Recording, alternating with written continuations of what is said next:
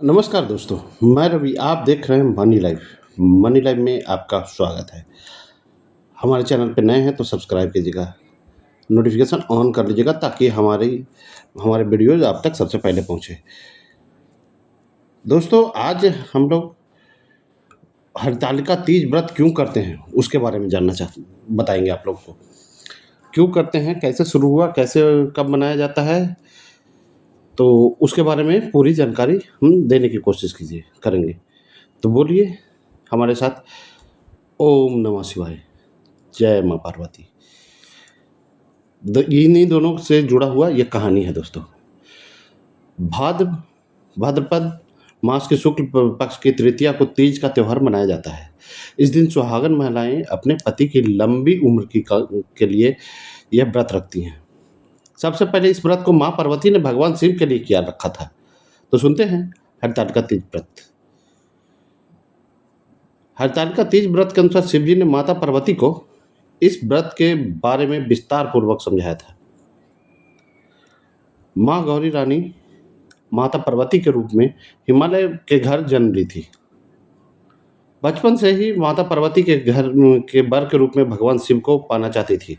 माता पार्वती जो है बचपन से ही शिव को अपना पति बनाना चाहती थी और उसके लिए उन्होंने घोर तपस्या किया। 12 सालों तक निराहार रहकर उन्होंने कठोर तप किया। यह सब देखकर उनके पिता बहुत दुखी थे, अत्यधिक दुखी थे हिमालय राज।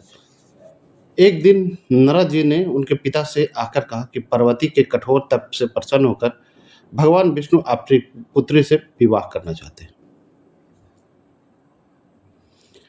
तब नारद जी की बात सुनकर महाराज हिमालय बहुत खुश हुए। उन्हें लगा कि साक्षात भगवान विष्णु उनकी पुत्री के साथ विवाह करना चाहते हैं।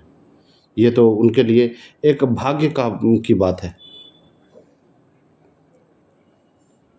उधर भगवान विष्णु के सामने जाकर नारद जी बोले, महाराज महाराज हिमालय जी ने अपने पुत्री पार्वती का विवाह आपसे करवाना चाहते हैं। क्या आप सहमत हैं प्रभु? क्या आप करना चाहते हैं?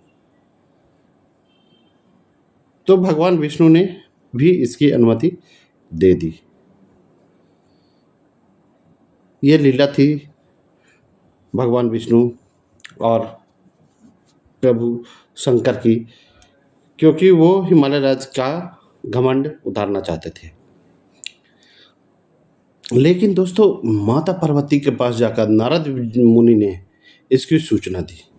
फिर वही नारद मुनि ने माता पार्वती को इसकी सूचना दे दी कि आपका विवाह आपके पिता भगवान विष्णु से तय करने की कोशिश की है, तय कर दिया है यह भी। लेकिन फिर यह सुनकर माता पार्वती बहुत निराश हो गई। उन्होंने अपनी एक सहेली, जो उनकी सबसे प्रिय सहेली थी, उनको बताया कि भगवान शिव को पाने के लिए यह व्रत कर रही है। माता पार्वती की इच्छा अनुसार उनके पिता महाराज हिमालय की नज़रों से बचाकर उनकी सखियों ने घने सुनसान जंगलों में एक गुफा में उन्हें छोड़ आई। उनकी सखियों ने एक गुप्त स्थान का पता बताया, जो केवल गुफा था। जहाँ गुफा था वहाँ सुनसान जंगल था।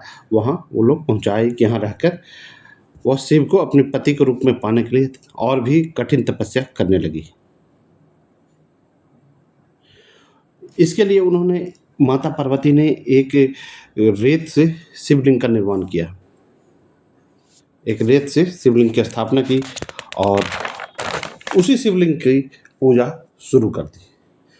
संयोग से उस दिन हस्त नक्षत्र में भाद्रपद के शुक्ल पक्ष की तृतीया का दिन था, जब माता पार्वती ने की गौरी रूप ने इसकी पूजा की,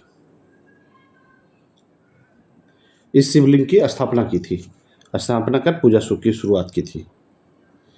उस दिन निर्जला का उपवास रखकर माता ने रात्रि में जागरण भी किया और उनकी घोर और कठोर तपस्या से भगवान शिव प्रसन्न हुए। और माता पार्वती को मनोकामना पूर्ण होने का वरदान दे दिया। अगले दिन अपनी सखी के साथ माता पार्वती ने व्रत का पालन किया और समस्त पूजा सामग्री को गंगा नदी में प्रवाहित कर दिया। उधर माता पार्वती के पिता भगवान विष्णु को अपनी बेटी से विवाह का वचन दिए जाने के बाद पुत्र के घर छोड़ देने से व्याकुल थे, अति व्यथित थे और परेशान भी थे। उन्हें लगा कि कहीं मेरी पुत्री को कोई भयानक जानवर तो नहीं खा गया।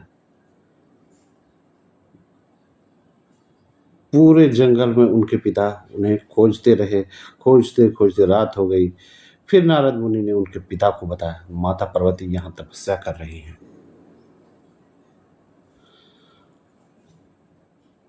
यह सुनकर हिमालय राज अति प्रसन्न हुए और उन्हें वो अपनी पुत्री का पता जानकर फूले नहीं समा रहे थे। उन्होंने नारद मुनि से कहा कि हे महर्षि, हमें वहाँ तुरंत ले चलिए जहाँ की मेरी पुत्री इस कष्ट में, इस परेशानी में तपस्या कर रही है। उनके पिता वहाँ जा पहुँचे जहाँ माँ पार्वती थी। माता पार्वती ने अपना घर छोड़ देने के कारण बताया, उन्हें अपने पिता को बताया और अपना विवाह जो है भगवान शंकर से करने का संकल्प के बारे में भी बताया और शिव से मिले वरदान के बारे में भी अपने पिता को बताया। उसके बाद महाराज हिमालय ने भगवान विष्णु से माफ़ी मांगी और माँ पार्वती का विवाह भगवान शिव के साथ करवाने के लिए राजी हो गए। उसके कुछ समय बाद उन्होंने माता पार्वती का विवाह भगवान शिव के साथ पूरे विधि विधान के साथ संपन्न कराया। मान्यता है इसी दिन जो महिलाएं विधि विधान से पूर्ण निष्ठा से व्रत को करती हैं, वो मनचाहे वर को प्राप्त करती हैं। साथ में विवाहित लोग अपने दाम्पत्य जीवन में सुखी रहती हैं, उनके पति की उम्र बढ़ती है और भगवान शिव और माता पार्वती का उन पर, उनके पति पर, उनके दाम्पत्य जीवन पर आशीर्वाद बना रहता है। तो ये हमारे तीज का, हरतालिका व्रत का कथा आप लोगों को कैसा लगा कमेंट बॉक्स में ज़रूर बताइएगा। और हमारा ये धर्म सीरीज का 7वां एपिसोड था। इसे ज़रूर देखिए और अपने दोस्तों के साथ शेयर कीजिए ताकि इसके बारे में वो लोग भी जान सकें। दोस्तों, आप देख रहे थे मनी लाइव, मैं हूँ रवि। मिलते हैं किसी नए सीरीज या नए न्यूज़ के साथ अगले वीडियो में।